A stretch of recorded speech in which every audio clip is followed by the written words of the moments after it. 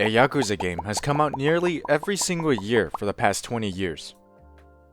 A lot of it is accomplished by the RGG technique of reusing assets, my favorite. It's an amazing technique because it allows them to focus on other things and not remaking a map over and over again. But while this has worked for RGG, it's not a perfect technique. You're still releasing a game nearly every single year, which means that the time between them is still pretty small. And if you don't have a lot of time in between games, then obviously the games aren't going to be that good. You had no time to really make them the best that you can. Some of these games suffer from this problem more than the others, and what I really want to highlight is the writing. Not that there aren't problems in the other places, because there definitely are. It's just that the story of these games are the biggest part of them. That also means it's gonna suffer the most if there isn't a lot of time in development.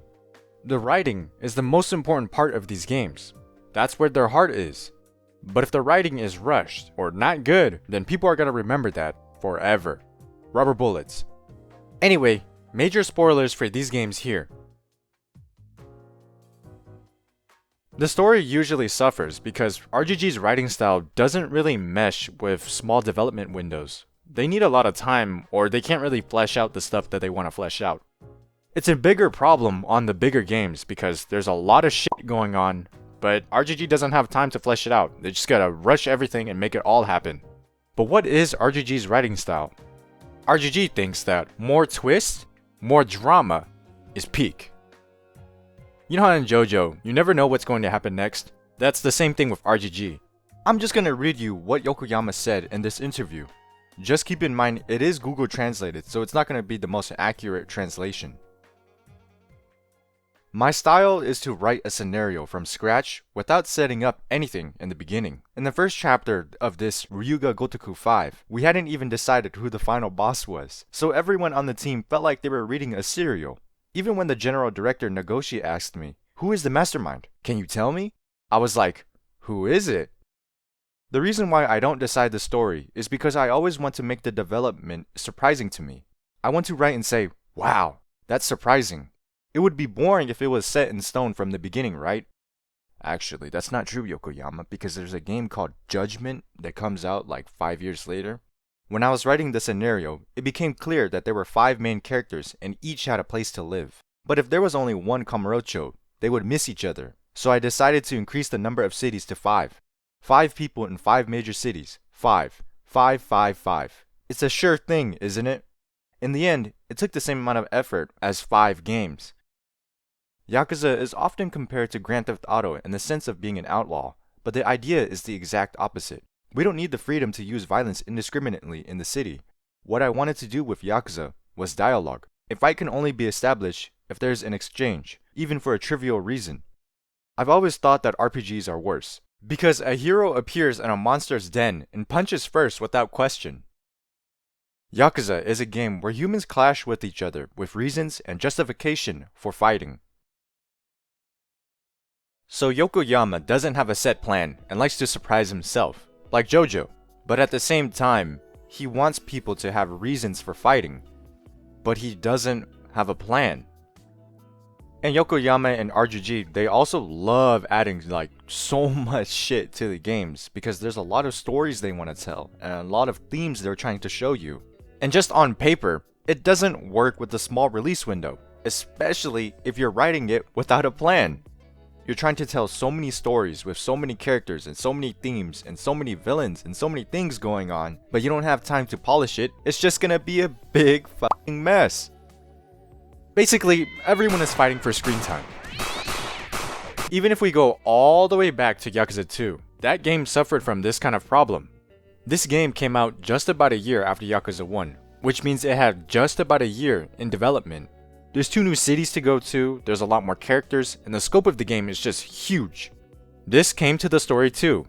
It's about the sins of the father. Then it's about the death of Terada and, being a continuation of Yakuza 1. Then it's about the next generation. Then it's about double dragons. Then it's a love story. Then it goes back to the other stuff. It's about long lost family. Then it's about the Korean mafia. And then it's like, what the fuck?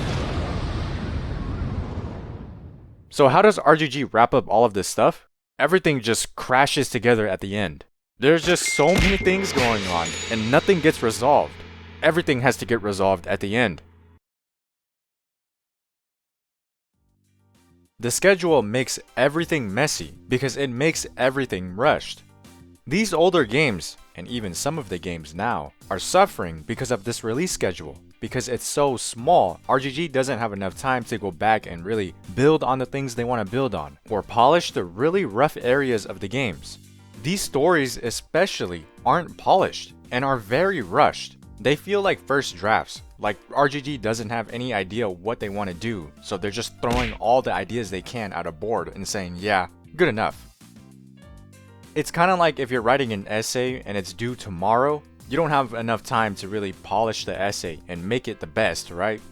Or kind of like if you're writing an essay or recording a video and you think of an idea later when you're done recording that video or writing that essay. So you go back and add that idea into your video or essay, and then it just becomes a big mess because you keep thinking of new ideas that you didn't think of before, and when you go back and add them, it breaks up the structure. Anyway, I don't have a problem with these games being a bunch of genres. That's what makes them so special. Being able to do all this comedic and romantic stuff while also being very serious. It's the way that it's handled, the way it jumps back and forth like RGG doesn't know what's going on, like how they didn't know who the final boss of Yakuza 5 was gonna be. Is it partly RGG's fault for writing like this? It definitely is, but the release schedule is still playing a big part in the writing quality. RGG doesn't have a plan, but they always have ideas. And if they're pumping these games out every single year, that means they're scratching at their heads for random ideas constantly. No plan, too many ideas, not enough time to really think about which ones are good, so all of them get used no matter what, and the execution is always hit or miss. That's why you get things like Kiryu being a father, villains played by actors that RGG likes, and a secret CIA twin brother of Kiryu's father figure played by the same actor that played him in the first game, which is an actor that RGG likes, all in the same game. They have the idea, but they didn't really have a premise for this game beyond, well, what if Kiryu was happy? And somehow, these things have to work into the story of, what if Kiryu was happy? I think that's why you see later games reuse ideas from older games, because now, RGG has more of a plan for them. But these games are still being pumped out nearly every year, so sometimes things just fall apart. Mirror face. Yakuza 3 Chapter 9 The plot probably exists because of this whole phenomenon. RGG had all of these ideas, but they clearly didn't have a plan. At the same time, they want to tell the players what's going on in the story and the lore that they cooked up in their heads that they can't tell naturally. So who better to do it than him? Yakuza 4 and Yakuza 5 are really examples of just how big this problem is. RGG was trying to go really big with these games, but they didn't really have a plan for all of the ideas they have, so everything just becomes a big mess, and since there isn't enough time to polish it either, it stays a big mess. We have 3 new protagonists in this game, and every time we swap, it starts from 0 so that you get to know these guys. But then RGG also has to introduce side characters for these guys, and villains for these guys. Everyone is fighting for screen time, and somehow everything has to connect, so it doesn't feel like you're playing one guy's part and it has nothing to do with another guy's part. What does Akiyama even have to do with Saejima? Yasuko Saejima. What does Saejima even have to do with Tanimura? Yasuko Saejima. What does Tanimura even have anything to do with Kiryu? Yasuko Saejima. It doesn't really make sense, but random things just start happening so that the story can move on and the game can finish. Kiryu just shows up, and one of his sections is just walking to the Millennium Tower and then going to Serena. That's all he does! The same thing happens in Yakuza 5. There's a lot going on, RGG doesn't have a set plan, and it's just super messy. Somehow, this plot has to connect to the idol princess plot, so they just say fuck it, I guess Majima is married to Park. And somehow this has to connect to this, so it's just like, well, he was my son the whole time. And then the goats part has to connect with the rest of the game, so it doesn't feel like you're playing him for no reason. So everyone he knew is just evil. Wow. I would have really loved to see build up to that, instead of it just happening so that he has a reason to go back to Kamurocho. But all of these problems, are they really a release schedule problem? Or is RGG just f***ing bad at writing? I don't think they're bad at writing at all. Most of the games, regardless of the good writing or bad writing, are still being made within this 1 or 2 year period. I mean, They've been doing it for 20 years. Some of these games just have more of an idea of the story they want to tell, instead of just throwing everything and seeing what sticks. It's like, whoa, what? Having a plan is better than not having a plan? What? Yakuza 0, for example. It's not trying to be Yakuza 4 or Yakuza 5, where they just throw all of these random antagonists in the game for no reason. It has a plan for the story it wants to tell. Here are the characters that you're gonna care about. Here are the villains that you're gonna want to fight. That's who sticks with you the entire game. There are no random villains that come and take screen time away from the Dojima family. There are no random people that take the place of Sagawa for no reason. There's nothing that stops Majima and Makoto from developing the relationship. Unlike Yakuza 2 or 3 or 4 or 5, where all of these ideas are being thrown at the screen and you have to somehow care about all of these characters and there's just too many things fighting for screen time, 0 slows it down so that you can really build your relationship with all of these characters. The plots weave into each other and really feel like they're connected instead of just coming out of nowhere. I'm talking about you, Yakuza 2. It's a whole lot better than 10 different things trying to resolve each other at the same time in this game, and this game, and then, oh, I don't really even know why I'm here in this game, because he really didn't know why he was there. Infinite Wealth shows that RGG is aware of all of these problems, and they're trying to solve them, but the big problem is still there. The freaking release schedule, man! In Infinite Wealth, plot twists are actually built up to. Huh, that's weird. How is AG here? And why does he have a camera? Huh, that's weird. Chitose kinda fucking sucks at lying. Plot lines get resolved before the end of the game. What? Tomizawa's plot gets wrapped up in chapter 4. Since his story is over, he's not taking up a lot of screen time. It is kind of weird, but it leaves room for everyone else to have that screen time instead of him trying to have his conclusion at the end of the game with everyone else. When we swap to Kiryu, that's when the cracks in the release schedule start to show. Half of the game has just been spent focusing on Ichiban's story and everything in Hawaii. Now that we're Kiryu in Japan, we don't really have much of a story.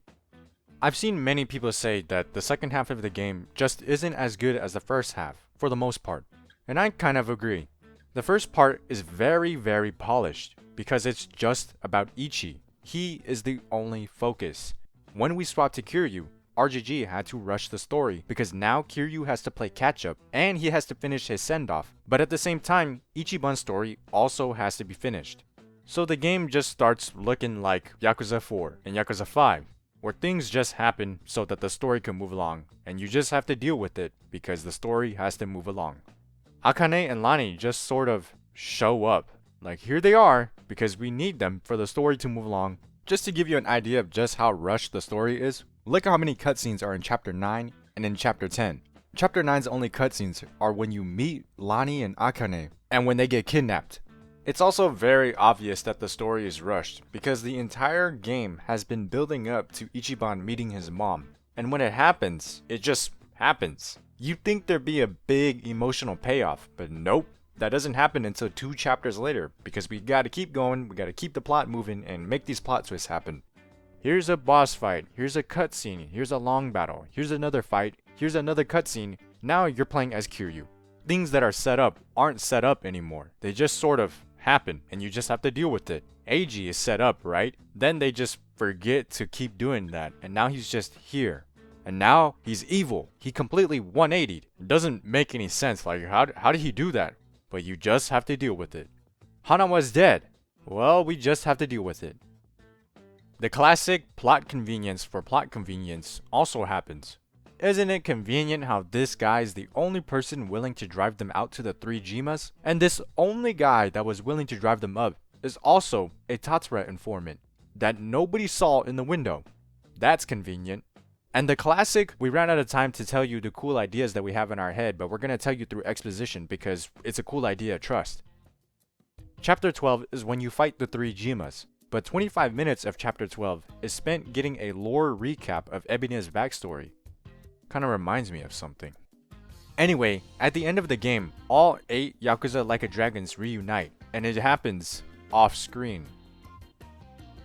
But the worst part is that this game started with the rift between Saeko and Ichiban because of a forced romance that isn't really executed well, because why would you have a romance between characters and then split them up for this entire 60-hour game? It doesn't make sense. It's kind of stupid. Point is, when they reunite, it should be a big thing. These two characters went on separate journeys and came to an understanding. Now, they can come together stronger. But the next time we see them, they're just there. They're just standing next to each other. They do have a talk after this, but we should have saw it before it happened. And I don't mean time travel. I mean they should have been talking when they met up. But they met up off screen because the story is being rushed so that the game can finish. It's things just happening so they can get to the final bosses. And speaking of which, Han Joon-gi, who has been missing for the entire game, shows up at the end and he's like, "Don't worry guys, I know exactly where to go." What is this? Yakuza 5? Well, if it was, then Ebina would have been married to Bryce to connect the two plots together. After all that, I want to make it clear that I don't hate these games. There are a lot of redeeming qualities about them, and Infinite Wealth is like top 5. The thing is, you can see the cracks in the story, and when the story was rushed because the release schedule is so tight. The story of these games are coming out undercooked. They definitely ain't ready, but they're still being served to you.